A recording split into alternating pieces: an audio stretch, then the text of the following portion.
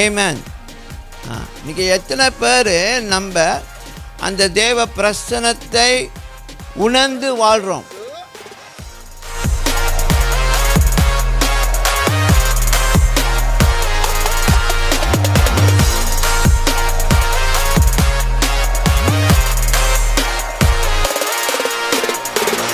ஆமென்.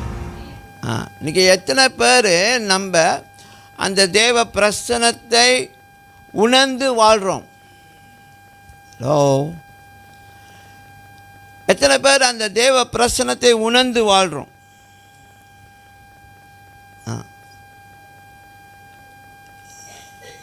எத்தனை பேர் அந்த தேவ பிரசன்னத்தை உணர்ந்து வாழ்கிறோம் என்று சொல்லி ஏற்கனவே நான் பேசின ஒரு செய்தியில் தெய்வீக சுழல், இயற்கை சுழல், அதை உங்களுக்கு ஞாபகப்படுத்த விருப்பப்படுகிறேன்.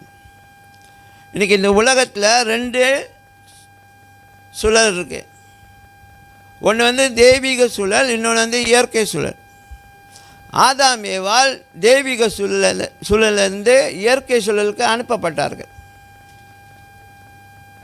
அப்போ இயற்கை சுழலுக்கு வரும்பொழுது அதோடைய கிரியைகள் வேறு, அதோடைய காரியங்கள் வேறு. அங்கே இருக்கும்பொழுது நல்லா ஜாலியாக என்ஜாய் பண்ணிட்டு இருந்தாங்க. அங்கே இருக்கிற சாப்பாடு, அங்கே இருக்கிற காரியம் எல்லாமே அவங்களுக்கு சாதகமாக இருந்துச்சு. அவங்க வேலை செஞ்சாங்க. அவருக்கு வேலை கொடுக்கப்பட்டுச்சு. அங்கே என்ன செஞ்சார்? அந்த தோட்டத்தை நிர்வாகம் பண்ணும்படிக்கு தேவன் ஆதாமுக்கு அந்த வேலையை கொடுத்தாரு. ஆனால் அப்போ சொல்ல, ஆதாம், நீ இந்த தோட்டத்தை நிர்வாகம் செய்யும்பொழுது உனக்கு வேர்வை சிந்தி தான், கஷ்டப்பட்டு தான் நீ அதை செய்யணும்னு சொல்லலை. ஆனால் எப்போ அவங்க தேவனுடைய வார்த்தையை மீறி அந்த பழத்தை சாப்பிட்டு அவர்கள் பாவம் செய்தார்களோ, ஆண்டவர் அவர்களை இயற்கை சூழலுக்கு அனுப்பும்பொழுது இயற்கை சூழலுடைய வாழ்க்கைக்கு வேண்டிய காரியத்தை அவர் புத்தி சொல்லி அனுப்புகிறாரு.